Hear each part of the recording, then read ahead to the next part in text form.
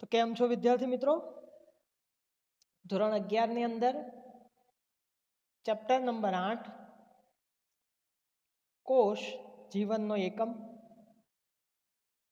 આ ચેપ્ટરમાં આપણે NCERT NEET અને બોર્ડના ઇમ્પોર્ટન્ટ એવા એમસીક્યુનું સોલ્યુશન ટોપિક વાઇઝ કરી રહ્યા છે, જે તમને ખબર હશે. આગળના લેક્ચરમાં તમે જોઈ શકો છો એ પ્રકારે તમારી સ્ક્રીન પર છે કે આપણે કોષના જે બેઝિક ક્રાઇટેરિયા હતા, શરૂઆતમાં એના એમસીક્યુનું સોલ્યુશન કર્યું. ત્યાર પછી કોષ અને કોષવાદ આ થિયરી આપવામાં જે વૈજ્ઞાનિકોનો ફાળો હતો એના આધારિત આપણે એનું સોલ્યુશન કર્યું. રોબર્ટ હુક, રોબર્ટ બ્રાઉન, સ્લેડન અને શ્વોન, રોડોલ્ફ વિર્શો વગેરે વિશે માહિતી મેળવી એના આધારિત એમસીક્યુનું સોલ્યુશન કર્યું. ત્યાર પછી કોષનું વિહંગાવલોકન ટોપિકને આધારિત એમસીક્યુનું પણ આપણે સોલ્યુશન કર્યું, જેમાં કોષના વિહંગાવલોકનની અંદર વનસ્પતિ કોષ, પ્રાણી કોષ બંને કઈ વસ્તુથી અલગ પડે, વનસ્પતિ કોષની વિશિષ્ટ રચના કઈ, પ્રાણી કોષની વિશિષ્ટ રચના કઈ, પટલમય અંગિકાઓ ક્યાં હોય ક્યાં ન હોય એના વિશે માહિતી મેળવી અને એને આધારિત એમસીક્યુનું સોલ્યુશન કર્યું. ત્યાર પછી આપણે જે ટોપિક લીધો હતો એ હતો આદિકોષ કેન્દ્રી કોષ, કે જેમાં કોષ કેન્દ્ર પટલની ગેરહાજરી હતી. આદિકોષ કેન્દ્રીય કોષના એક્ઝામ્પલ્સ લીધા અને આદિકોષ કેન્દ્રીય કોષનું બહારનું સ્તર, એના બંધારણીય પ્રદેશ વગેરે વિશે માહિતી મેળવી. એમાં કયા રિબોઝોમાં આવેલા હોય, કેટલા હોય, કેટલી સાઇઝના હોય. અને લાસ્ટમાં જે ટોપિકના આપણે એમસીક્યુનું સોલ્યુશન કર્યું એ હતો સુકોષ કેન્દ્રી કોષ. સુકોષ કેન્દ્રી કોષ ધરાવતા પ્રાણી અને વનસ્પતિમાં કઈ રચના વિશિષ્ટ હોય, કઈ રચના અલગ હોય, એના આધારિત ઘણા એમસીક્યુનું આપણે અહીંયા સોલ્યુશન કર્યું. અને આપણા ટોપિકની અંદર જે વસ્તુના એમસીક્યુનું સોલ્યુશન આપણે કરી રહ્યા છે ધોરણ 11ની અંદર એ હતો કોષરસ પટલ. પટલમય અંગિકાઓની અંદર પહેલા નંબરની પટલમય અંગિકા કોષરસ પટલ, જે કોષરસની સૌથી બહારની બાજુ આવેલું હતું. પ્રોટીન અને લિપિડનું બનેલું હતું, જે સમજાવવા માટે સૌ પ્રથમ માહિતી રોબર્ટસન નામના વૈજ્ઞાનિકે એકમ પટલમય સંકલ્પના તરીકે આપી હતી. બરાબર, અહીં સુધીના એમસીક્યુનું આપણે સોલ્યુશન કર્યું હતું, જે લગભગ 30 એમસીક્યુ હતા. આજના લેક્ચરમાં આપણે ત્યાંથી આગળના એમસીક્યુનું સોલ્યુશન કરવાનું છે. MCQ number 31. તો આ જે કોષરસ પટલ છે કે જેનું પ્રોટીન અને લિપિડના 2 સ્તર અને એની વચ્ચે પાતળું એક પ્રોટીનનું સ્તર, આ પ્રકારનું કોષરસ પટલનું ફ્લુઇડ મોઝેઇક મોડેલ કયા વૈજ્ઞાનિકે આપ્યું? તો આપણને ખબર છે કે રોબર્ટસને એકમ પટલમય સંકલ્પના આપી, રોબર્ટ બ્રાઉને કોષ કેન્દ્રની શોધ કરી, રોબર્ટ હુકે કોષ શબ્દ આપ્યો. તો રહ્યું કોણ? સિંગર અને નિકોલ્સન. તો આ સિંગર અને નિકોલ્સન નામના વૈજ્ઞાનિકોએ વિદ્યાર્થી મિત્રો કોષરસ પટલનું સર્વ સ્વીકૃત મોડેલ ફ્લુઇડ મોઝેઇક મોડેલ રજૂ કર્યું હતું. એટલે 31માં ક્વેશ્ચનનો જવાબ આવશે બી, સિંગર અને નિકોલ્સન. ત્યાર પછી પ્રશ્ન નંબર 32, કોષરસ પટલ કયા પ્રકારનું વહન કરે છે અથવા કોષરસ પટલ દ્વારા કયા પ્રકારનું વહન થાય છે? તો વિદ્યાર્થી મિત્રો કોષરસ પટલ દ્વારા કેટલીક વાર સક્રિય વહન પણ થાય છે કે જેમાં એટીપીની જરૂર પડે છે, કેટલીક વાર સાદું પ્રસરણ થાય છે કે જેમાં એટીપીની જરૂર પડતી નથી, અને કેટલીક વાર એમાંથી અનુકૂલિત પ્રસરણ પણ થાય છે. અનુકૂલિત પ્રસરણ એટલે પ્રોટીનની મદદ દ્વારા થતું પ્રસરણ. એટલે કોષરસ પટલ દ્વારા સક્રિય વહન પણ થાય છે, સાદું પ્રસરણ પણ થાય છે અને અનુકૂલિત પ્રસરણ પણ થાય છે. એટલે 32મો ક્વેશ્ચન છે એનો જવાબ આવશે એ, બી અને સી ત્રણેય. એટલે એનો જવાબ થયો ડી, એ, બી, સી ત્રણેય. તો અહીંયા આપણે કોષરસ પટલ નામની જે પટલમય અંગિકા છે એને આધારિત જે પણ કાંઈ એમસીક્યુ છે એનું સોલ્યુશન થઈ ગયું છે. હવે આપણે એક બીજો ટોપિક લઈએ છીએ, એ છે કોષ દિવાલ. કોઈ પણ વનસ્પતિ કોષ જે હોય એની આજુબાજુ એની રક્ષા કરતું જે આવરણ છે એને કોષ દિવાલ કહેવામાં આવે છે. આ કોષ દિવાલ એનું રક્ષણ કરે છે અને એની સાથે સાથે વનસ્પતિ કોષને આધાર પણ આપે છે, તેમજ એનું આકારની પણ જાળવણી કરવાનું કામ કરે છે. કોષ દિવાલ હંમેશા સેલ્યુલોઝ, ગેલેક્ટન્સ, મેનોઝ અને કેલ્શિયમ કાર્બોનેટની બનેલી હોય, જ્યારે મોટાભાગની વનસ્પતિમાં સેલ્યુલોઝ, હેમિસેલ્યુલોઝ, પેક્ટિન અને પ્રોટીનની બનેલી કોષ દિવાલ હોય, જ્યારે ફૂગમાં કાઇટિનની બનેલી હોય. તો આ પ્રકારના કોષ દિવાલને આધારિત હવે થોડાક એમસીક્યુ આવશે. તો વારાફરતી કોષ દિવાલને આધારિત એમસીક્યુનું આપણે સોલ્યુશન કરતા જઈએ. તો તમારી સ્ક્રીન પર તમે જોઈ શકો છો એમસીક્યુ નંબર 33. વનસ્પતિ કોષમાં કોષ દિવાલનું કાર્ય શું છે? તો વનસ્પતિ કોષની અંદર કોષ દિવાલનું કામ કોષને આકાર આપવાનું છે. તો યસ, એ કોષના આકારની જાળવણી કરે છે. કોષને યાંત્રિક નુકસાન અને અન્ય ઘટકથી થતા ચેપ સામે રક્ષણ આપે. તો એ પણ સાચું છે. તે કોષને યાંત્રિક નુકસાનથી પણ બચાવે છે અને અન્ય ઘટકથી જ્યારે કોષને કોઈ ચેપ લાગતો હોય તો એની સામે પણ એનું રક્ષણ કરે છે. ત્રીજું, કોષની ફરતે બાહ્ય આવરણ બનાવે છે. સાચું. કોષની ફરતે એક રક્ષણાત્મક બાહ્ય આવરણ પણ બનાવે છે. તો અહીંયા વનસ્પતિ કોષમાં જે કોષ દિવાલનું કામ છે એમાં એ, બી અને સી ત્રણેય કાર્ય એના સાચા છે. તો 33મો જે ક્વેશ્ચન છે એનો જવાબ આવશે ડી, એ, બી અને સી ત્રણેય. પ્રશ્ન નંબર 34. લીલમાં કોષ દિવાલ કયા દ્રવ્યોની બનેલી હોય? લીલ એક પ્રકારની વનસ્પતિની અંદર આપણે એને ગણીએ છીએ. તો લીલમાં જે કોષ દિવાલ છે એ મેનોઝની બનેલી હોય છે. કેટલીક લીલમાં એ ગેલેક્ટન્સની બનેલી હોય છે. કેટલીક લીલમાં સેલ્યુલોઝ કે જે એક પ્રકારનો પોલિસેકેરાઇડ છે એની બનેલી હોય છે, જ્યારે કેટલીક લીલમાં એ કેલ્શિયમ કાર્બોનેટની પણ બનેલી હોય. એટલે લીલમાં કોષ દિવાલ ઘણા બધા અલગ અલગ દ્રવ્યોની બનેલી હોય. બધા જ અહીંયા આપણને આપેલા છે. એટલે 34મા ક્વેશ્ચનનો જવાબ આવશે ડી, મેનોઝ, ગેલેક્ટન્સ, સેલ્યુલોઝ અને કેલ્શિયમ કાર્બોનેટ બધાય. એટલે 34મા ક્વેશ્ચનનો જવાબ થયો ચોથો ડી, એ, બી, સી ત્રણેય.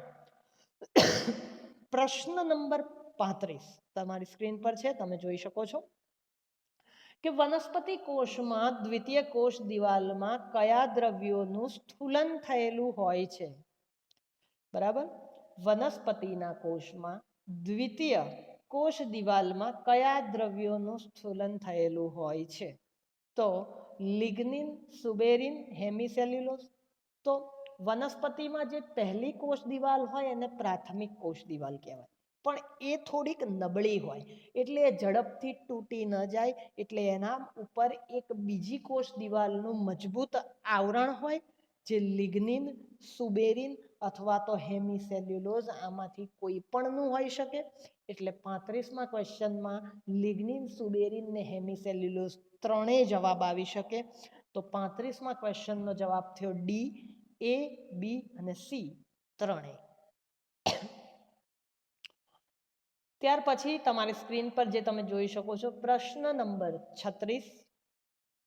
વનસ્પતિમાં બે નજીકના કોષોનો કોષરસ એકબીજા સાથે કોના દ્વારા જોડાય છે? વનસ્પતિના કોષમાં જ્યારે બે કોષો એકબીજાની નજીક આવે તો એ જોડાઈ જતા હોય છે. તો એ કોષો શેના દ્વારા એકબીજાથી જોડાઈ જાય છે? તો શું મધ્યપટલથી જોડાય? ના, મધ્યપટલ તો એ બેને અલગ કરવાનું કામ કરે. પેક્ટિન તો કોષ દિવાલ બનાવી દે. તો પ્રશ્ન 36ની અંદર ઓપ્શન નંબર બી જે છે કોષરસ તંતુ. તો વનસ્પતિમાં જ્યારે બે કોષો એકબીજાની નજીક આવે તો એમનો કોષરસ એ આ કોષરસ તંતુ વડે એકબીજા સાથે જોડાઈ જાય છે. એટલે 36મા પ્રશ્નનો જવાબ આવશે બી, કોષરસ તંતુ. તો અહીંયા આપણે જે ટોપિક હતો કોષ દિવાલ, એના આધારિત ઇમ્પોર્ટન્ટ બોર્ડ નીટ અને એનસીઆરટીના જે એમસીક્યુઝ છે એનું સોલ્યુશન કર્યું છે. હવે આપણે એક નવો ટોપિક લઈએ છીએ, અંતઃપટલ તંત્ર. તો કોષમાંની બધી જ પટલમય અંગિકાઓ ભેગી થઈને અંતઃપટલમય તંત્ર બનાવે છે, જેમાં અંતઃકોષરસ જાળ, ગોલ્ગી કાય, લાઇસોઝોમ, રસધાની આ બધી જ વસ્તુઓનો સમાવેશ થાય છે. એમને સંયુક્ત રીતે અંતઃપટલ તંત્ર કહેવાય છે. કણાભસૂત્ર, હરિતકણ અને પેરોક્સિઝોમનું સંકલન પટલમય તંત્ર માટે હોતું નથી. આ વસ્તુઓ પટલમય તંત્રમાં નથી હોતી, બરાબર. એટલા માટે તેને અંતઃપટલમય તંત્રનો ભાગ માનવામાં આવતો નથી. તો હવે આ અંતઃપટલમય તંત્ર છે એને આધારિત એમસીક્યુનું આપણે સોલ્યુશન કરીએ. તો સૌથી પહેલા ક્વેશ્ચન નંબર 37, પટલમય તંત્રના ઘટકમાં કોનો સમાવેશ થાય છે? તો પટલમય તંત્રના ઘટકમાં અંતઃકોષરસ જાળ, જેને આપણે એન્ડોપ્લાઝમિક રેટિક્યુલમ કહીએ છીએ, એનો સમાવેશ થાય છે.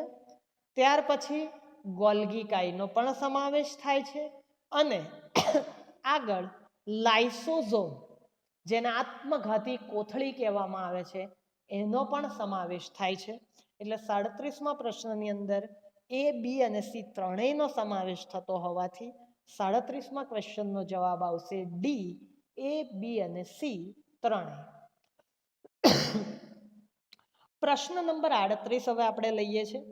તમારી સ્ક્રીન પર તમે જોઈ શકો છો, કઈ અંગિકા અંતઃપટલમય તંત્રનો ભાગ નથી, એટલે અંતઃપટલ તંત્રમાં નથી આવતું.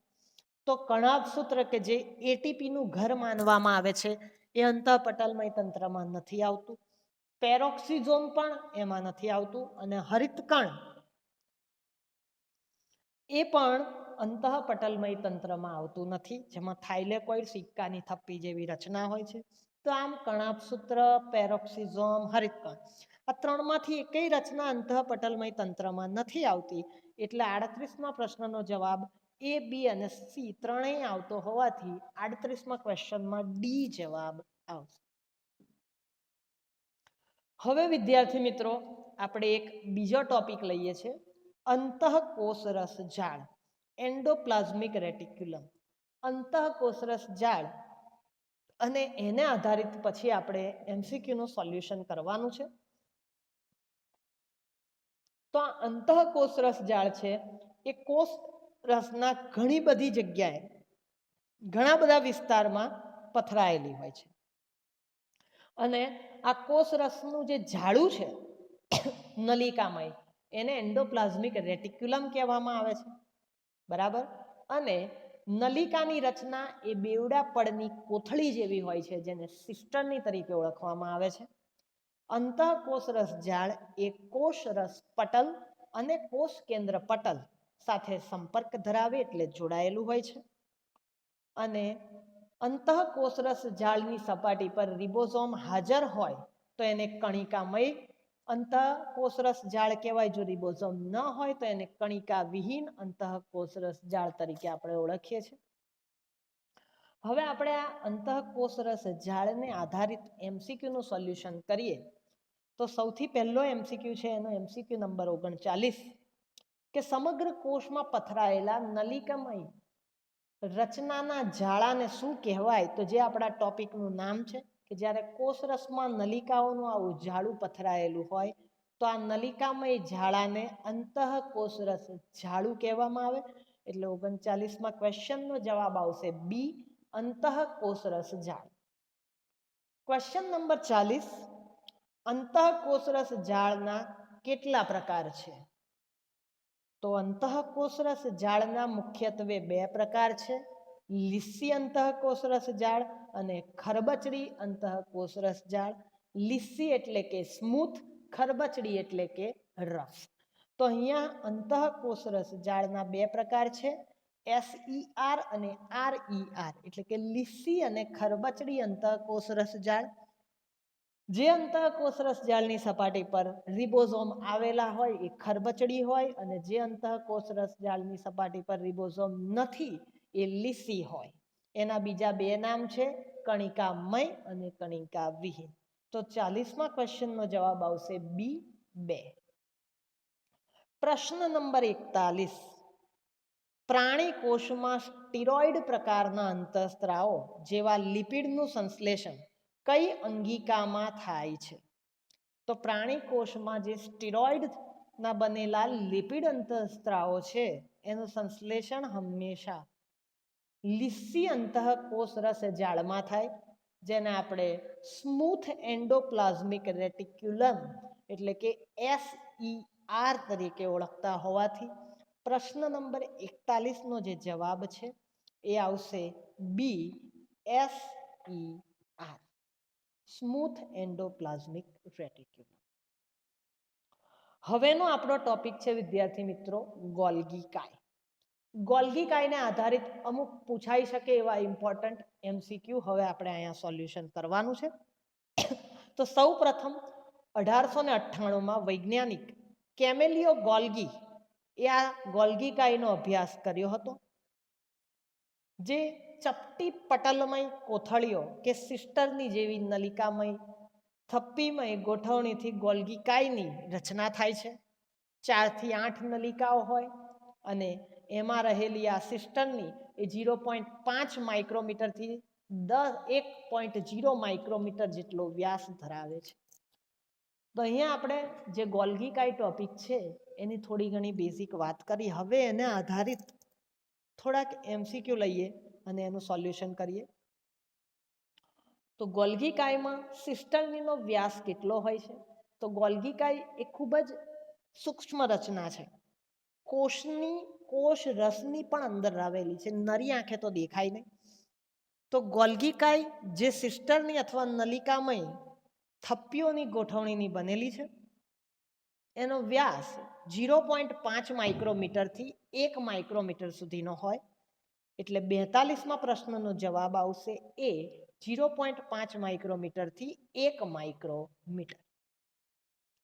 પ્રશ્ન નંબર 43. ગોલ્ગી કાય કયા દ્રવ્યનું સંશ્લેષણ સ્થાન છે?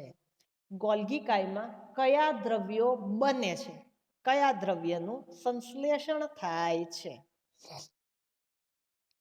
તો ગોલ્ગી કાય એ ગ્લાયકોલિપિડ અને ગ્લાયકોપ્રોટીનનું સંશ્લેષણ સ્થાન છે.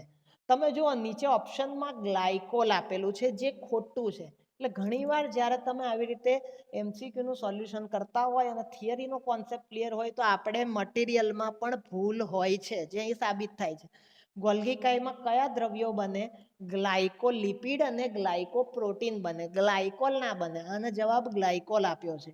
તમારે જવાબ લખવાનો ડી, એ અને બી બંને. એટલે ગોલ્ગી કાય દ્વારા ગ્લાયકોલિપિડ અને ગ્લાયકોપ્રોટીન બને છે. એટલે 43મોનો જવાબ સી નહીં પરંતુ ડી આવે. ત્યાર પછીનો ટોપિક છે લાઇસોઝોમ. લાઇસોઝોમ, જેને આત્મઘાતી કોથળી અથવા આત્મઘાતી અંગિકા તરીકે ઓળખવામાં આવે છે. લાઇસોઝોમ ગોલ્ગી કાયમાંથી મુક્ત થતી પુટિકાઓ તરીકે ઉત્પન્ન થાય છે. એટલે લાઇસોઝોમનું નિર્માણ ગોલ્ગી કાયમાંથી થાય છે. એના ફરતે એક રક્ષણાત્મક આવરણ પણ હોય છે, જેની પાચનની પ્રક્રિયાઓ સાથે સંકળાયેલું હોય છે. તેમાં હાઇડ્રોલેઝ પ્રકારના ઉત્સેચકો આવેલા હોય છે. બરાબર. આમ લાઇસોઝોમ વિશે થોડી ઘણી બેઝિક માહિતી આપણે મેળવી. હવે લાઇસોઝોમના થોડાક MCQ આપણે સોલ્વ કરીએ. તો વિદ્યાર્થી મિત્રો સૌથી પહેલો ક્વેશ્ચન છે ક્વેશ્ચન નંબર 44 કે લાઇસોઝોમની ઉત્પત્તિ ક્યાંથી થાય છે? તો હમણાં લાઇસોઝોમના બેઝિક વિશે આપણે વાત કરી ત્યારે જ આપણે જોયું કે લાઇસોઝોમની ઉત્પત્તિ જે છે એ ગોલ્ગી કાયમાંથી થાય છે, અમુક પુટિકાઓ સ્વરૂપે. એટલે 44મા પ્રશ્નનો જવાબ આવશે એ ગોલ્ગી કાય. ત્યાર પછી લાઇસોઝોમ કયા કાર્ય સાથે સંકળાયેલું નથી એવું પૂછ્યું છે, બરાબર. પ્રશ્ન ધ્યાનથી સાંભળવાનો, વાંચવાનો. કે લાઇસોઝોમ પ્રવાહી ભક્ષણનું કામ કરે, હા. ઘન ભક્ષણનું કામ કરે, હા. અને વિઘટનનું કામ કરે, હા. લાઇસોઝોમ પ્રવાહી ભક્ષણ, ઘન ભક્ષણ અને વિઘટનનું કામ કરતું હોવાથી જ એને આત્મઘાતી અંગિકા કહેવાય છે. પણ આપણને તો એવું પૂછ્યું છે કે કયું કામ નથી કરતું. તો હવે ઓપ્શન રહ્યો છે બી, શ્વસન. તો હવે શ્વસન હાથે લાઇસોઝોમને કંઈ લેવા દેવા છે નહીં. એટલે પ્રશ્ન નંબર 45 નો જવાબ આવે બી, શ્વસન. કે લાઇસોઝોમ શ્વસનની પ્રક્રિયા કરતું નથી. પ્રશ્ન નંબર 46, કોષની આત્મઘાતી અંગિકા કઈ છે? તો હમણાં જ મેં તમને આગળના ઓપ્શનમાં ભણાયું કે લાઇસોઝોમ એ પ્રવાહી ભક્ષણ, ઘન ભક્ષણ અને વિઘટન જેવા કાર્યો સાથે જોડાયેલી છે. એટલા માટે ગોલ્ગીકાય હરિતકણ કે કણાભ સૂત્રને નહીં, પરંતુ લાઇસોઝોમને આત્મઘાતી અંગિકા કહેવાય. એટલે પ્રશ્ન નંબર 46 નો જવાબ આવશે સી, લાઇસોઝોમ. ત્યાર પછી પ્રશ્ન નંબર 47, એક સ્તરીય પટલ ધરાવતી અંગિકા કઈ છે? તો નીચેનામાંથી કઈ અંગિકા એવી છે કે જેની આજુબાજુ એક જ સિંગલ પટલ આવે છે? જેમ કણાભ સૂત્ર પર 2 પટલ છે, હરિતકણ પર 2 પટલ છે, ગોલ્ગીકાય ઉપર પણ 2 પટલ છે.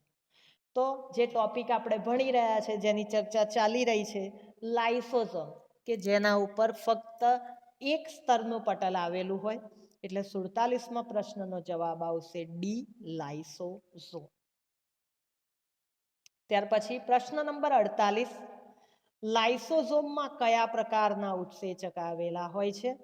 તો જો અહીંયા થિયરીમાં આપણે કર્યું છે કે લાઇસોઝોમની અંદર હાઇડ્રોલેઝ પ્રકારના ઉત્સેચક આવેલા હોય છે, બરાબર. તો અહીંયા આપણને હાઇડ્રોલેઝ તો ઉત્સેચક આપેલો નથી, પણ હાઇડ્રોલેઝ એટલે જળ વિભાજન કરવું. તો જે લિપિડનું જળ વિભાજન કરે એને લાઇપેઝ કહેવાય, પ્રોટીનનું જળ વિભાજન કરે એને પ્રોટીએઝ કહેવાય, અને કાર્બોદિતનું જળ વિભાજન કરે એને કાર્બોહાઈડ્રેટ્સ કહેવાય. ટૂંકમાં લાઇપેઝ, પ્રોટીએઝ અને કાર્બોહાઈડ્રેટ્સ એ બધા જ એક પ્રકારના હાઇડ્રોલેઝ ઉત્સેચક કહેવાય. એટલે અહીંયા 48માં પ્રશ્નમાં એ, બી અને સી ત્રણેય સાચા છે. એટલે 48માં ક્વેશ્ચનનો જવાબ આવશે ડી, એ, બી અને સી ત્રણેય. તો આ રીતે જ્યારે તમે આ એમસીક્યુ સોલ્વ કરો, થોડાક નીટ લેવલના હોય, થોડાક બોર્ડ લેવલના હોય, ગુજકેટ લેવલના હોય, તો આપણને થોડુંક જરૂર કરતાં વધુ પણ જાણવા મળે. હવેનો જે ટોપિક છે એ છે રસધાની. તો કોષરસમાં રહેલા કોષરસ વગરના જે વિસ્તાર છે એને રસધાની કહેવાય. કોષરસની અંદર જે જગ્યાએ કોષરસ નથી આવેલ એવી જગ્યાઓને રસધાની કહેવાય. જે વનસ્પતિ કોષમાં બહુ બધી હોય, પ્રાણી કોષમાં ઓછી હોય, અથવા એવું પણ કહેવાય કે પ્રાણી કોષમાં ન પણ હોય. તો હવે આ રસધાનીને આધારિત જે પણ કાંઈ ઇમ્પોર્ટન્ટ એમસીક્યુ છે રસધાનીના, એનું સોલ્યુશન કરવાનો આપણે પ્રયત્ન કરીએ. પ્રશ્ન નંબર 49, કોષના કોષરસમાં રહેલા કોષરસ વગરના વિસ્તારને શું કહેવાય? તો કોષરસમાં જ્યારે અમુક જગ્યા ખાલી પડે જ્યાં કોષરસ નથી આવેલો, એવી જગ્યાને ગોલ્ગીકાય કે રિબોઝોમ કે લાઇસોઝોમ નહીં, પરંતુ રસધાની કહેવામાં આવે. એટલે 49માં ક્વેશ્ચનનો જવાબ આવશે બી, રસધાની. પ્રશ્ન નંબર 50, રસધાની પટલ કયા પ્રકારનો પટલ છે? જો વિદ્યાર્થી મિત્રો, રસધાનીનું જે પટલ છે એ પ્રશ્ન નંબર 50 અર્ધ પ્રવેશશીલ પટલ પ્રકારનું છે. અર્ધ પ્રવેશશીલ પટલ એટલે અડધા અણુઓનું વહન પોતાની આરપાર થવા દે, પરંતુ અડધા અણુઓનું વહન પોતાની આરપાર નથી થવા દેતો એવા પટલને અર્ધ પ્રવેશશીલ પટલ કહેવામાં આવે છે. એટલે 50માં પ્રશ્નનો જવાબ આવશે સી, અર્ધ પ્રવેશશીલ પટલ. પ્રશ્ન નંબર 51, આકુંચક રસધાની કયા સજીવમાં હોય છે? બરાબર, આકુંચક રસધાની વિદ્યાર્થી મિત્રો હંમેશા યાદ રાખો, આકુંચક રસધાની એ પેરામિશિયમ નામના એક કોષીય સજીવમાં આવેલી હોય છે. અને આકુંચક રસધાનીનું જે કામ છે એ દ્રવ્યનો સંગ્રહ, ઉત્સર્જન વગેરે કાર્યો પેરામિશિયમ નામના સજીવમાં એ કરતું હોય છે. એટલે 51માં પ્રશ્નનો જવાબ આવે એ પેરામિશિયમ, કે જેમાં આકુંચક રસધાની આવેલી હોય છે. ત્યાર પછી તમારે સ્ક્રીન પર તમે જોઈ શકો છો પ્રશ્ન નંબર 52, આ આકુંચક રસધાની કે જે પેરામિશિયમ નામના સજીવમાં હોય છે, આ આકુંચક રસધાનીનું કામ શું છે? તો આકુંચક રસધાનીનું કામ એ દ્રવ્યનું, ખોરાકના દ્રવ્યનું સંગ્રહ કરવાનું છે. દ્રવ્યનું પાચન થઈ ગયા પછી બિનજરૂરી દ્રવ્યનું ઉત્સર્જન પણ કરવાનું છે. અને પેરામિશિયમ નામના સજીવની અંદર આશ્રુતિનું દબાણનું સર્જન કરવાનું પણ છે. તો અહીંયા દ્રવ્યનું સંચય, દ્રવ્યનું ઉત્સર્જન અને આશ્રુતિના દબાણનું સર્જન, આ ત્રણેય કાર્ય આકુંચક રસધાની દ્વારા થતા હોય છે. એટલે પ્રશ્ન નંબર 52નો જવાબ આવશે એ, બી અને સી 3. ત્યાર પછી જે ટોપિકના એમસીક્યુનું સોલ્યુશન આપણે લઈએ એ છે કણાભ સૂત્ર. બેવડી અંગિકામય, બે એના પર આસપાસ સ્તર પણ હોય, બરાબર. તંતુમય, નળાકાર. કણાભ સૂત્રનું મોટા ભાગનું અને મુખ્ય કામ તમને યાદ હોય તો એ છે એટીપીનું નિર્માણ કરવાનું.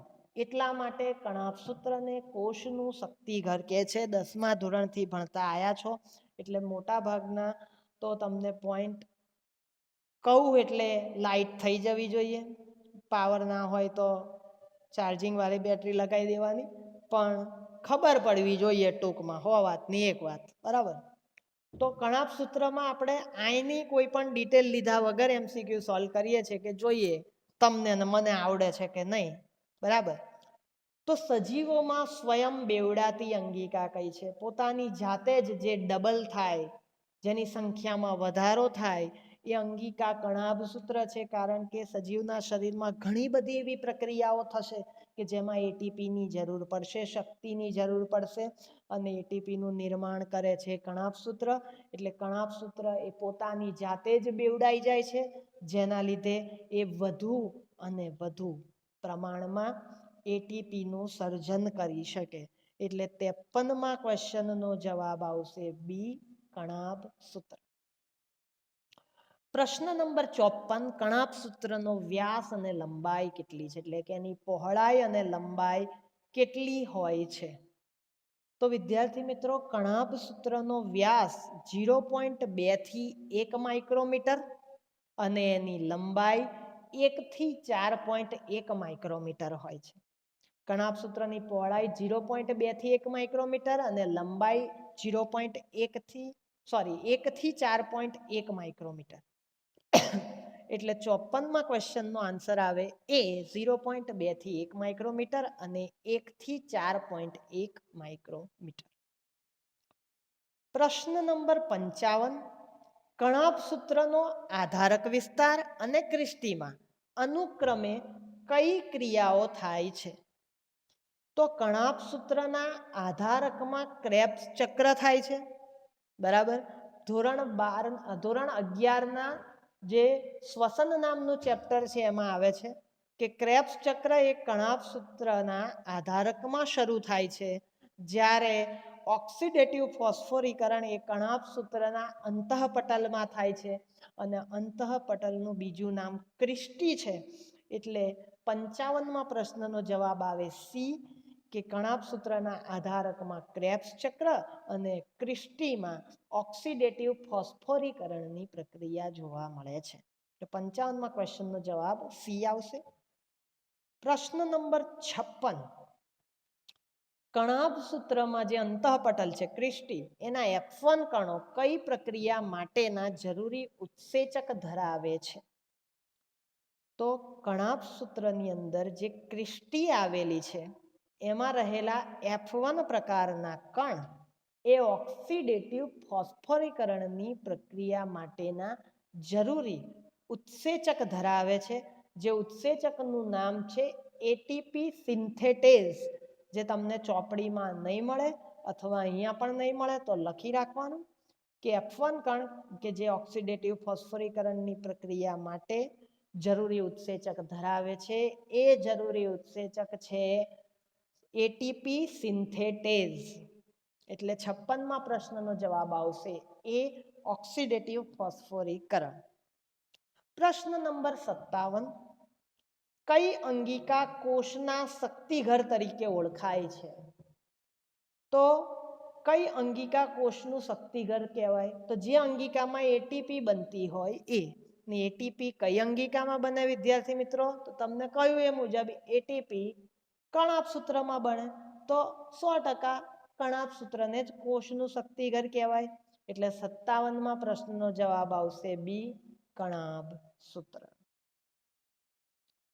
હવે જે ટોપિકને રિલેટેડ એમસીક્યુનું સોલ્યુશન કરવાનું છે એ છે રંજક કણ, રંગ કણ અને હરિત કણ. 3 ટોપિકને આપણે એક સાથે લીધા છે. તો વારાફરતી આ ત્રણેયની અમુક ઇમ્પોર્ટન્ટ થિયરી અને એને આધારિત એમસીક્યુનું આપણે સોલ્યુશન કરીએ. આપણે જે એમસીક્યુ પર આવ્યા છે એ છે એમસીક્યુ નંબર 58 કે રંજક કણ કેટલા પ્રકારના હોય છે? તો વિદ્યાર્થી મિત્રો, રંજક કણ છે એ મુખ્યત્વે 3 પ્રકારના હોય છે. જોઈ શકો છો અહીંયા. કઈ ગયા? હા, રંગ કણ, હરિત કણ અને રંગહીન કણ. રંગ કણ, હરિત કણ અને રંગહીન કણ, આ 3 પ્રકારના રંજક કણો જોવા મળે છે. ટોટલ રંજક કણની અંદર 3 પ્રકારના કણો હોય. એક રંગ કણ, હરિત કણ અને રંગહીન કણ. આમ 3 પ્રકારના એ આવેલા હોય. બરાબર. એટલે 58મો પ્રશ્ન કે રંજક કણ કેટલા પ્રકારના છે? તો એનો જવાબ આવે ટોટલ 3 પ્રકારના હોય છે. બરાબર. ત્યાર પછી આપણે લઈએ છીએ પ્રશ્ન નંબર 59. પુષ્પ, ફળ અને બીજ એનો રંગ શેને આધારે આવે છે? તો કોઈ પણ તમે જુઓ તમારી આસપાસ પુષ્પ, ફળ, બીજ અલગ અલગ રંગના હોય. તો એ અલગ અલગ રંગ એની અંદર રહેલા કેરોટીન, ઝેન્થોફિલ અને એન્થ્રોસાયનિન નામના જે રંગીન કણ છે એના લીધે પુષ્પ, ફળ અને બીજનો રંગ અલગ અલગ પ્રકારનો જોવા મળે છે. એટલે 59માં પ્રશ્નનો જવાબ આવશે કેરોટીન, ઝેન્થોફિલ અને એન્થ્રોસાયનિન. એટલે 59માં ક્વેશ્ચનનો જવાબ થાય ડી, એ, બી અને સી ત્રણેય. પ્રશ્ન નંબર 60 કે જે આપણે આજના લેક્ચરનો છેલ્લો ક્વેશ્ચન છે એની વાત કરીએ. હરિત કણ પર્ણની કઈ રચનામાં આવેલા હોય છે? પર્ણમાં કઈ જગ્યાએ હરિત કણ હોય છે? અધિસ્તરમાં, અધઃસ્તરમાં કે મધ્ય પર્ણ પેશીમાં? તો વિદ્યાર્થી મિત્રો, હરિત કણ જે છે એ પર્ણની અંદર, જો અહીંયા જવાબ તમને નીચે આપેલો છે 60માંનો ડી, તો ડી ઓપ્શન છે એબીસી ત્રણેય, તો એ ખોટો છે. હરિત કણ હંમેશા પર્ણની મધ્યપર્ણ પેશીમાં જ હોય, એ અધિસ્તર કે અધઃસ્તરમાં હોય નહીં. તો અહીંયા આપણે આ જ ચેપ્ટરમાં એક બીજી ભૂલ કાઢી. તો 60માં ક્વેશ્ચનનો જવાબ આવશે સી, મધ્યપર્ણ પેશી. તો આમ અહીંયા આપણે આટલે સુધી આજે એમસીક્યુનું સોલ્યુશન રાખીએ છીએ. તમને આમાં મજા આવશે. ઘણા બધા થિયરીના કોન્સેપ્ટ ક્લિયર થશે. સાથે બોર્ડ, નીટ અને ગુજકેટની તૈયારી પણ થશે. તો ખૂબ જ ધ્યાન આપીને આ પ્રકારના એમસીક્યુનું સોલ્યુશન કરવાનું. વધુ નવા એમસીક્યુ સાથે આપણે આની પછીના લેક્ચરમાં મળીશું. Thank you.